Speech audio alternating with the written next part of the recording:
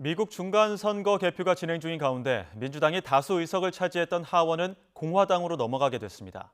상원 선거는 예상대로 박빙의 상황이 벌어지고 있습니다. 국제부 연결하겠습니다. 김태현 기자. 네, 국제부입니다. 네, 지금도 개표가 한창인데 하원은 공화당 승리가 유력하다고요? 네, 선거 결과를 전망하는 언론사마다 차이가 있기는 하지만 미국 공화당은 4년 만에 하원을 탈환하게 됐습니다. CNN은 현재 공화당 195대 민주당 176으로 집계하고 있습니다.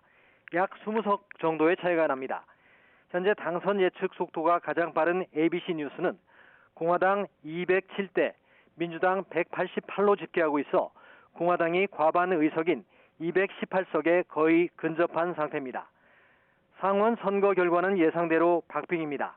현재까지 CNN과 ABC 모두 상원 100석을 놓고 양당이 대등하게 나눠 갖는 것으로 집계하고 있습니다. 뉴욕타임스는 지금의 추세가 그대로 이어진다면 50대 50으로 상원 선거가 끝날 가능성도 있는 것으로 내다보고 있습니다. 네, 한국계 후보들 가운데 삼선 하원 의원이 탄생했다는 소식도 있죠? 네, 그렇습니다. 이번에 연방 하원 의원에 출마한 한국계 의원 4명 가운데 가장 먼저 당선 소식을 알린 후보는 뉴저지주의 앤디 김 의원입니다. 김창준 의원에 이어 26년 만에 한국계 3선 연방 하원 의원이 탄생했습니다. 앤디 김 민주당 의원은 외교 전문가로 지난 8월 펠로시 하원 의장의 타이완과 한국 등 아시아 순방 때 동행했습니다. 손자라는 한국 이름으로 잘 알려진 메릴린 스트릭랜드 민주당 하원 의원도 워싱턴주에서 재선에 성공했습니다. 공화당의 영김 의원은 50%가량 개표가 진행된 가운데 상대 후보를 크게 앞서고 있습니다.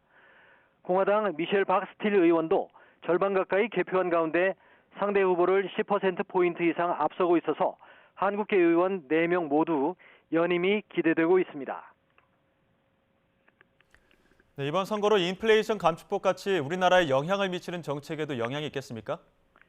네, 공화당은 바이든 대통령의 공약인 인플레이션 감축법을 손보겠다는 입장을 여러 차례 밝혀왔습니다.